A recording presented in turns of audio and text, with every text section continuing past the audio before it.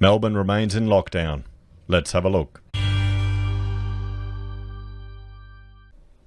Hello everyone, Florian.Heise here, and welcome to another episode of HeiseSays. Grab your stein of coffee and let's have a look at this statement from the Premier of Victoria with regards to the changes to Melbourne and Victorian lockdowns.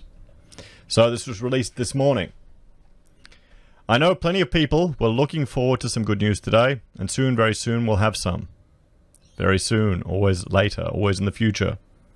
But for now, we need to do again what we've done throughout this pandemic. Follow the advice of our public health experts. That means there can be no changes to restrictions in Melbourne today.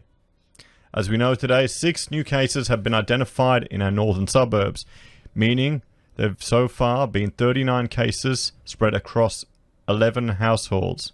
Concerningly, while these cases have locations in common, it is not yet clear how they link together.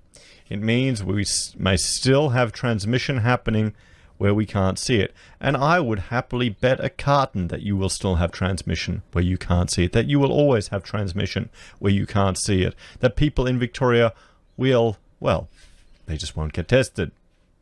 That's why we have the virus, why they're detecting the virus in the sewage system up here in Queensland, in areas where there's no cases of the virus, because it's going around and people don't even know they have it, everyone. That's why. This is the thing. It's just an obsession with case numbers. There needs to be an obsession with the mortality rate, and we should look at addressing that. All of the advice, listening to the health experts. Which health experts? The ones that have quit, the ones that have given certain advice, the ones that have stuffed up. Maybe we need to look back at historical precedent or the advice of other health experts that really flies in the face of all of these restrictions. And I know, you've got more people talking about Sweden spiking up again. Sure, it's spiking up again, but you need to look at the mortality. Is it spiking? Yeah, I'll give you a hint, it's not. So the local community, working alongside our public health team, are doing everything they can to stop this spread. In the last 24 hours, over 3,000 Victorians from our northern suburbs did a profoundly powerful thing and got tested, with thousands of test results coming. We have around 1,000 swabs currently being processed, and we're expecting more today. Well, here's the thing. What about, if you're running the labs that hot, isn't that going to reduce your QA processes? Let me know if you work in the industry. We'll use the next couple of days to review those results and understand exactly how this virus is traveling. Put simply, this is a couple of extra days that might put us weeks ahead of this virus, to not only get on top of this outbreak, but to stamp it out. I know everyone will be disappointed we're not making that move today. I get that, I am too. But I want to reassure you, this is not us taking a step backwards. This is us making sure we can take a step forward and saying that and stay there. We can't let everything Victoria have sacrificed, and that's the thing. Victorians have made a lot of sacrifices. They have made a lot of sacrifices. This lockdown, these restrictions have cost lives, they've cost businesses, they've cost jobs, they've cost dreams. It's not the end. You can build up again, don't worry, people. But still, is the price worth it? And will we ever know? So everything we've given away will simply slip away. See, this is the thing, it's pandering to fear. It's the sunk cost fallacy. This is literally the sunk cost fallacy on a state level. Thinking, okay, we've sacrificed so much, so we have to just keep going with it. He can't ever back down. You know, it's only a few more days here. Will it be a few more days and a few more days? And then, oh, look at that, it's next year. Until then, we'll continue to keep a careful eye on the numbers and the all-important stories that sit behind them. To anyone who might be considering it, who's got a scratchy throat or a runny nose, who's connected to one of those school communities, please get tested. The more tests, the more data, the more certainty. And with more certainty, we can make decisions about Melbourne's transition to the third step. Well, I can understand why people don't want to get tested, because you're just focusing on case numbers, not on managing the mortality rate. While we can't deliver the good news for Melbourne today due to the continued low number of regional cases, we're able to announce some additional changes for regional Victoria. As part of the third step, from 11:59 on Tuesday, the 27th of October, indoor gyms and fitness spaces will be able to open for up to 20 people, with a maximum of 10 per space and a density of 1 person per 8 square meters. Indoor pools will be open to 20. Indoor sports will begin for those 18 and under. Food courts can open. Live music can resume as part of outdoor hospitality. I mean, why can't... are they worried about people dancing together? Is that the thing? School graduations can be held within school communities. Fantastic. So the group that has the least risk of actually contracting it, and rather than mitigating their involvement with those at most risk, they locked everything down. At least they can have a graduation. I mean, this is going to be a terrible year for these kids coming out of school. And right out to a recession. You may hear the rain starting. I'm right in the middle of a thunderstorm here. You know, good old, if you hear the thunder and hear the thunder, you won't see you might see the lightning. We'll see. As for religious celebrations, 20 people can gather together indoors with a faith leader, or 50 outside. Thanks to the effort of the local community, from 11:59 tonight, Greater Shepparton will also come into alignment with the rest of regional Victoria and then progress under these changes. Regional Victorians should be proud of this success. Everyone should be proud of this success, because soon it will belong to the whole state. For hundreds of cases to single digits, we have driven this virus down.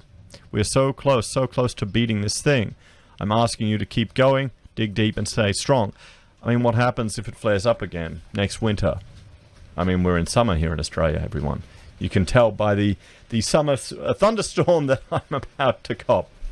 So let's have a look at some of the media responses here. You know, Victoria erupts as lockdown continues despite the virus average dropping below 5.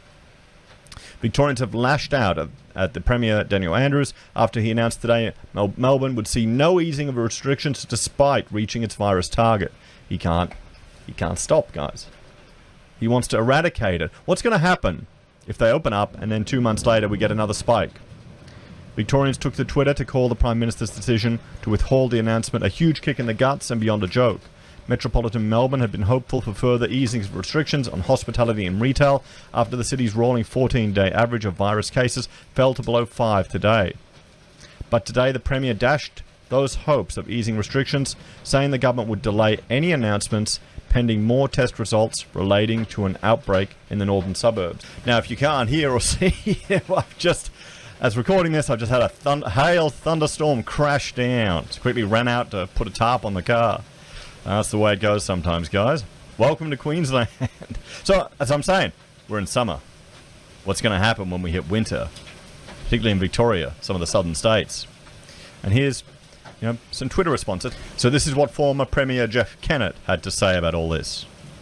What the Premier has done today is criminal. Encourage businesses to prepare to open, and then again slam the door in their faces. I say open up businesses and let this control freak throw us all in jail. He cares not for your welfare, health, or finances. He's out to destroy. And it really seems like that, doesn't it? Because here's another media article, Daniel Andrews backflips on Melbourne's easing restrictions. Because there was talk, we just looked at a few days ago about easing restrictions, opening up. The Australian Retail Association was encouraged so people could prepare for Christmas. This is the same thing. We're a business. You have to go out, you buy stuff, you buy equipment, you get set up. And then, bam, once again, they've locked it down. They've restricted it. This is it. This is now a risk of doing business in Australia. And it's going to really frustrate people. And some people are going to go, you know what? No, I can't be bothered.